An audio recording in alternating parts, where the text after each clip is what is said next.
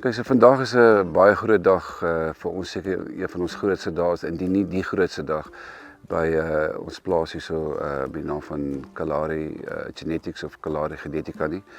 En ons het die wêreldrekord Springbok in ontvangs geneem vandag. Ons het hom gekoop by Mega Springboks en ja, dis vir ons 'n besondere dag om 21 en 3/8 duim Springbok hier te hê op ons plaas vandag.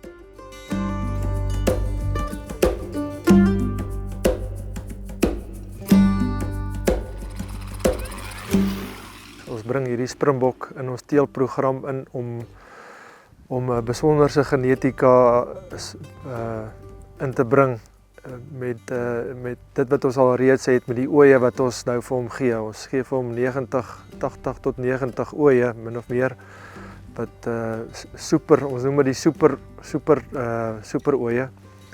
Dis bokke van 14 tot 16 en selfs langer wat hy nou gaan kry en ons glo ons gaan daar iets ongeloofliks uitkry. Ons kan nie wag om te sien wat uit daai dekking gaan uitkom nie.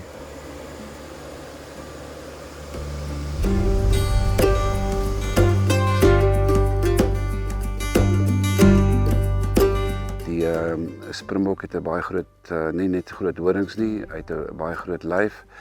So dit is die absolute ideale. Daar is nie beter as wat dit is wat ons vandag hier gekry het nie. Ja, ons het 'n rekordprys betaal vir hom, which is hy deserve daai prys. Daar's geen twyfel oor dit nie. En ons is baie gelukkig om dit te betaal, jy weet, want ons weet wat ons het en ons het nou die grootste en die beste in die wêreld en dit is sy kinders wat hy gaan nalat, gaan die herstelwerk vir ons help doen hierso. 21 en 3/8. Ons hy. Ons die eerste groot Kalahari veiling hier op ons plaas. Ons gaan dit ook noem die groot Kalahari veiling. En ons is baie bly dat Piet de Tooy en Louis van der Walt saam met ons die veiling gaan hou. En ek dink ons gaan vir die res van die land wys wat die Kalahari kan produseer hierso uit die Kalahari uit, jy weet. En daar's al reeds groot opgewondenheid oor die veiling en in die mark en obviously ons ook. En ja, ons gaan uithaal en wys daai naweek.